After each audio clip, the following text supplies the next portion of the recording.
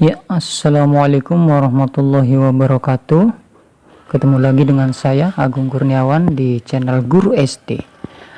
Oke, di video kali ini saya akan membahas tentang seleksi tahap 2 angkatan 9 tahun 2023 calon guru penggerak ya. Di sini untuk seleksi tahapan 2 sudah muncul surat edarannya. Selamat ya bagi yang sudah lulus seleksi tahap pertama calon guru penggerak angkatan ke-9 tahun 2023. Kali ini di video ini saya akan membahas bagaimana caranya seleksi di tahap keduanya. Untuk seleksi tahap 2 harap simak baik-baik karena ini sangat penting sekali dan berpengaruh sekali terhadap hasil kelulusan dari tahap kedua ini. Oke, langsung saja di videonya disimak baik-baik.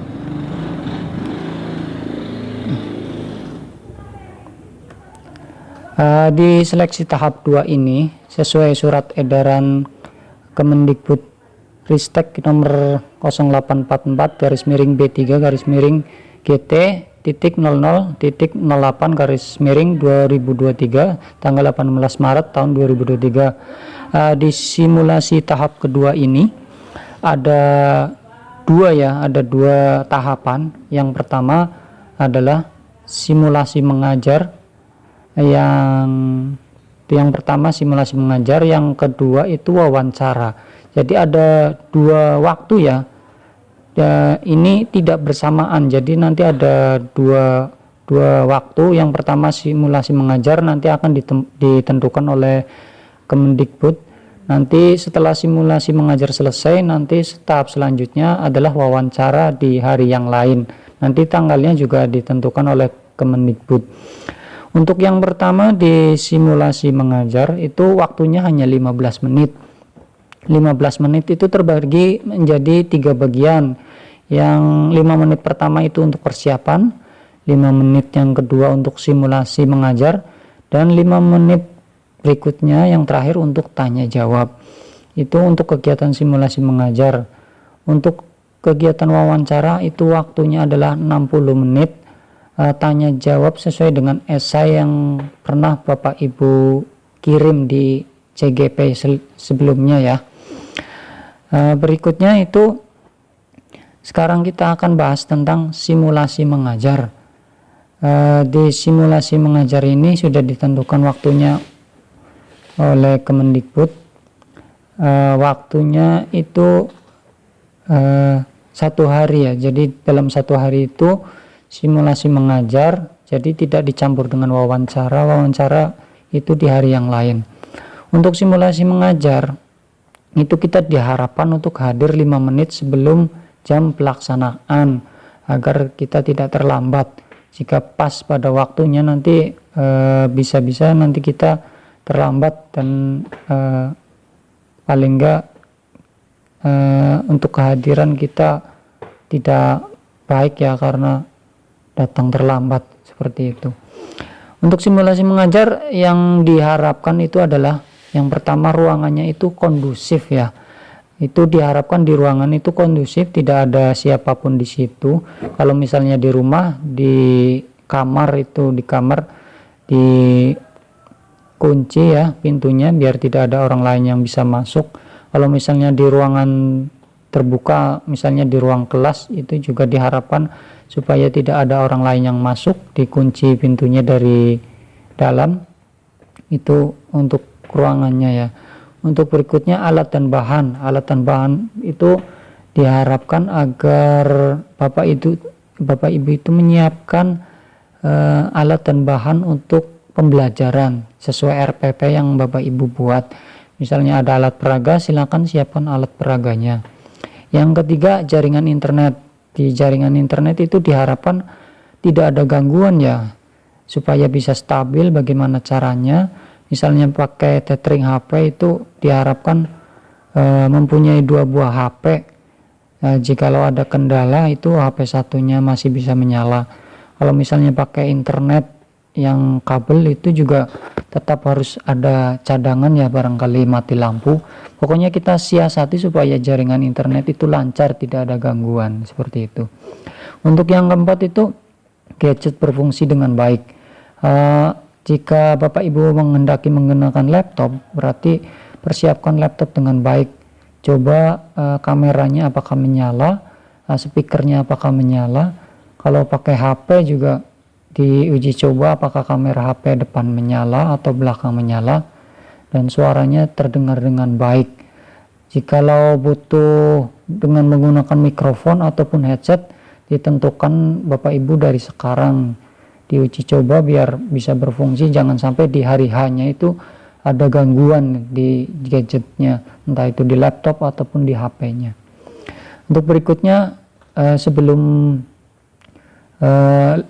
join ke wawancara itu diharapkan Bapak Ibu itu yang ikut CGP login ke Gmail, karena nanti terhubung dengan Gmeet ya, Google Meet. Jadi Gmailnya itu login dahulu supaya bisa masuk. Berikutnya adalah KTP. Itu KTP jangan sampai Bapak Ibu tertinggal.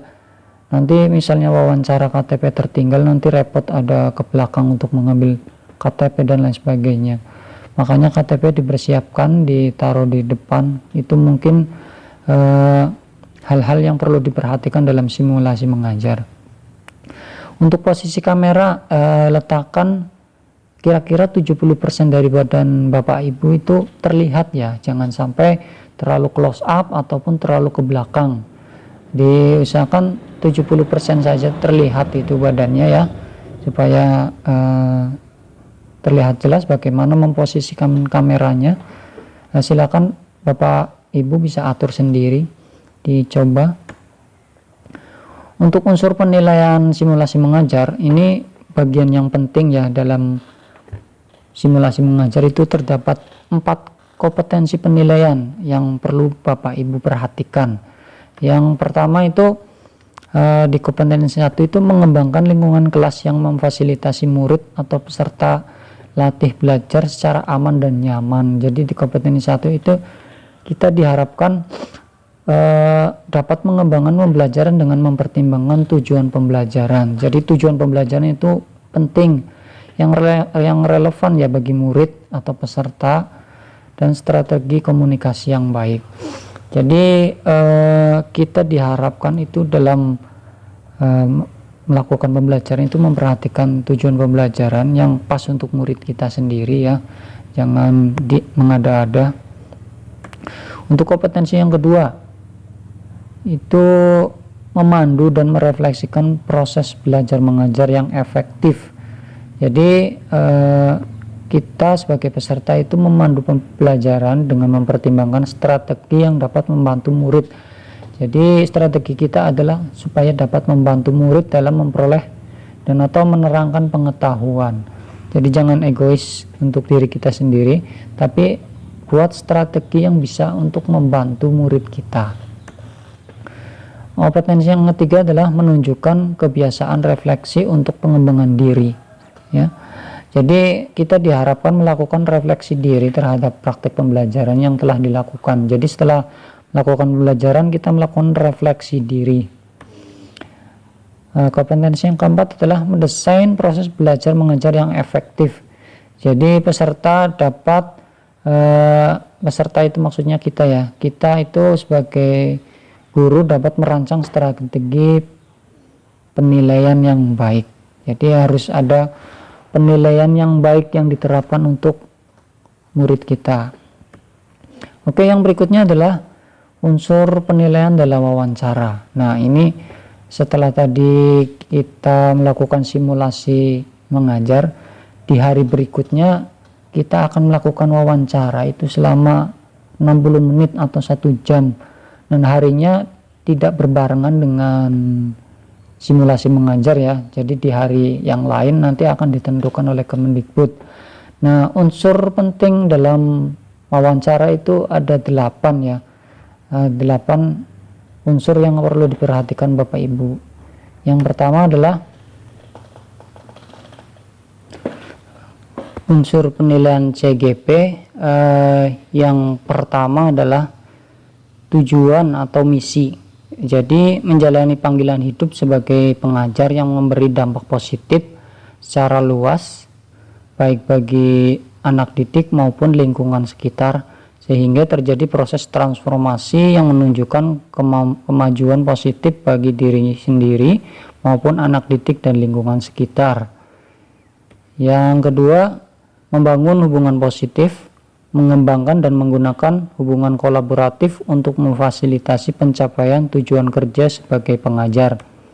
Yang berikutnya, daya juang sebagai pengajar yang terus berupaya, fokus dan positif saat mencapai tujuan yang ingin dicapai, serta bangkit kembali saat menghadapi kegagalan mencapai tujuan. Yang berikutnya adalah inisiatif mengambil tindakan sebagai pengajar yang bertindak segera untuk mencapai tujuan, melakukan tindakan untuk meraih sasaran yang melampaui persyaratan minimum, bersikap proaktif dan mandiri. Jadi kita harus inisiatif ya. Berikutnya, pembelajaran berkelanjutan. Sadar akan area kekuatan dan area yang perlu diperbaiki sebagai pengajar. Aktif menemukan cara-cara efektif yang terus mengembangkan dan memperbaiki diri melalui proses pembelajaran yang dilakukan secara terus-menerus. Berikutnya, mengembangkan orang lain. Melibatkan diri dan berkomitmen dalam proses mengembangkan perilaku, keterampilan atau pengetahuan spesifik yang dibutuhkan coach ya, anak didik, rekan kerja, pengajar atau orang lain, serta memastikan munculnya sikap positif dari coach yang kelak membantu dan menunjangnya serta sukses di masa depan. Jadi kita dituntut untuk bisa mengembangkan orang lain ya. Berikutnya adalah kematangan etika, kapasitas diri sebagai pengajar yang menunjukkan kematangan emosi dalam berkarya melalui keterbukaan dan kejujuran, berperilaku dengan kebijaksanaan serta kasih sayang selaras antara perkataan dan dengan tindakan, dan sesuai dengan petunjuk moral, spiritual, nilai, etika profesi, dan kebijakan yang ada. Yang berikutnya adalah pengambilan keputusan sebagai pengajar yang mampu mengidentifikasi dan memahami masalah serta peluang dalam berkarya dengan cara mengumpulkan, menganalisis, dan menafsirkan informasi kuantitatif dan kualitatif. Memilih tindakan terbaik dengan menetapkan kriteria keputusan yang jelas, menghasilkan dan mengevaluasi alternatif, dan membuat keputusan tepat waktu, mengambil tindakan yang konsisten dengan fakta dan kendala yang tersedia, serta mengoptimalkan konsekuensi yang mungkin muncul. Oke, itu adalah hal-hal penting yang perlu diperhatikan dalam simulasi mengajar dan juga wawancara. Semoga dengan video ini dapat bermanfaat bagi Bapak Ibu guru yang ikut calon guru penggerak angkatan 9 yang sudah lolos tahap 1 ya. Demikian video ini, terima kasih. Jangan lupa like, komen, dan subscribe ya channel ini supaya saya lebih semangat lagi dalam membuat video-video berikutnya. Terima kasih. Assalamualaikum warahmatullahi wabarakatuh.